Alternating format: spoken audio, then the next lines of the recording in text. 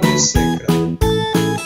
Let's look at testing for bias in statistical model. There are 4 aspects that we need to focus on to test for bias in statistical models.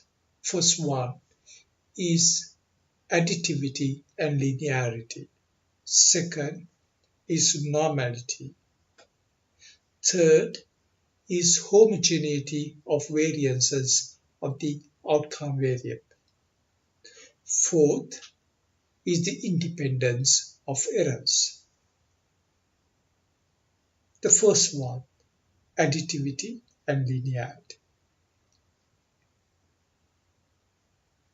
To ensure that the variables are distinctly additive to explain the outcome variable, we need to ensure that the independent variables do not have high collinearity.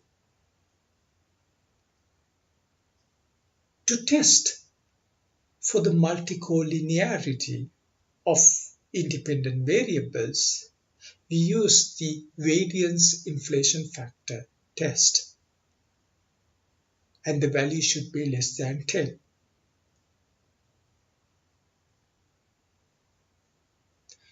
To ensure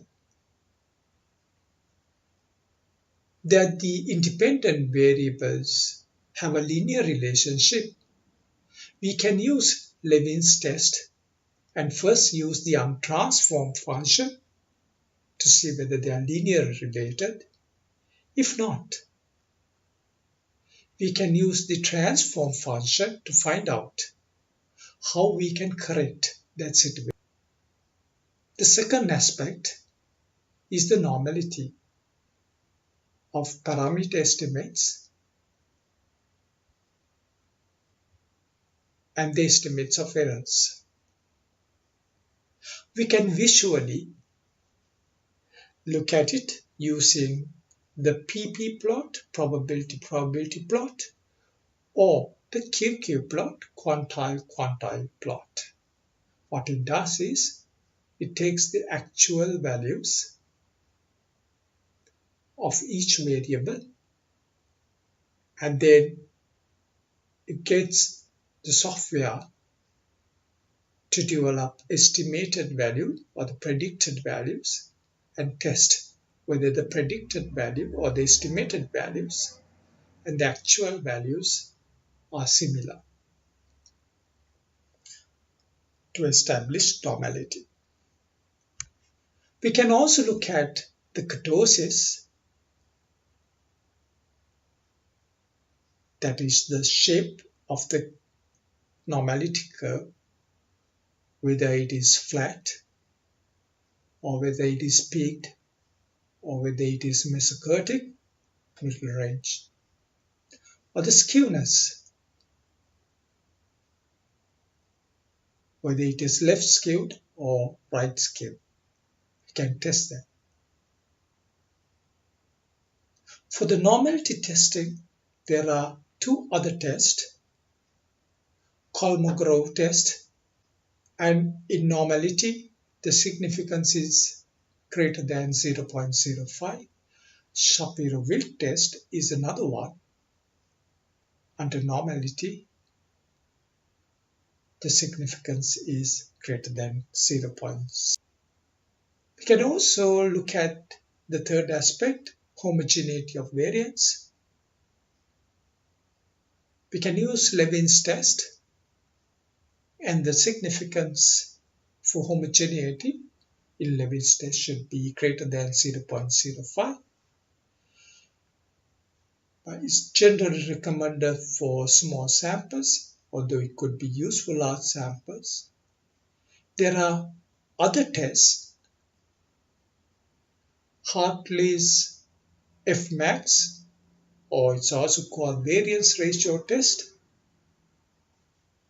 There are separate critical values upon which the actual value should be compared with to make conclusions.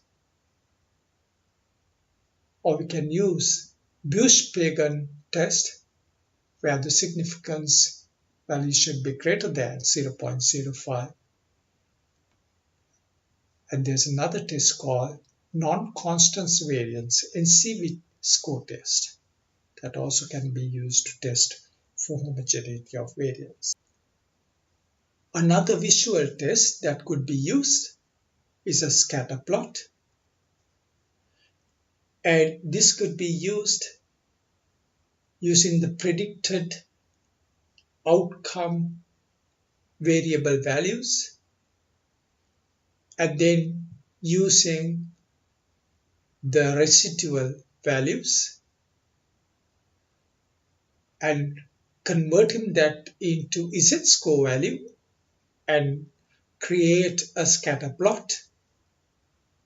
Based on the scatter plot, we can not only look at for the homogeneity, you also can look at for the independence of errors. If the errors are normally distributed, independent of the outcome variable, then the error distribution along the outcome variable is scattered. But on the other hand, if the errors are not independently distributed, if there is heterogeneity, then along with the outcome variable, the errors are not scattered consistently across the outcome variable. That indicates to us that there is some relationship between the errors and the outcome variables. They are not independent. And the fourth aspect is the independence of error. Independence of error must be satisfied to estimate standard error. If errors are not independent, then the standard error of the mean estimated is not valid. And in those situations, we should use a different type of statistical model called multi-level modeling.